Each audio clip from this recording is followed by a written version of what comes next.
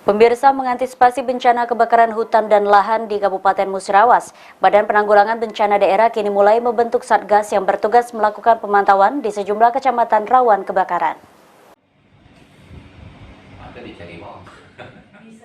Cuaca yang kerap hujan dalam beberapa waktu terakhir dirasakan cukup membantu dalam penanganan kebakaran hutan dan lahan atau Karhutla di wilayah Kabupaten Musirawas.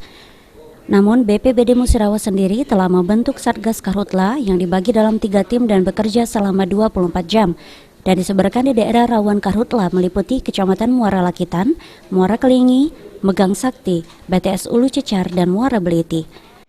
Terus siap siaga personil dan peralatan. Untuk personil berapa Pak yang kita siapkan? Kita siapkan terbagi menjadi 3 shift. Satu shiftnya kita sampaikan 10 orang. Terus 1 kali 24 jam siaga. Terus artis pemantauan kita Kak, berapa titik Pak yang mungkin yang agak diwaspadai?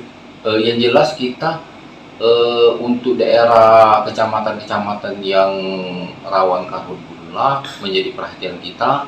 Kita selalu komunikasi dengan pemerintah setempat, yaitu camat maupun kades. Apabila ada terjadinya karhutla, kita segera ke lapangan. Sejauh ini di Kabupaten Musirawas titik api atau hotspot masih belum terlihat.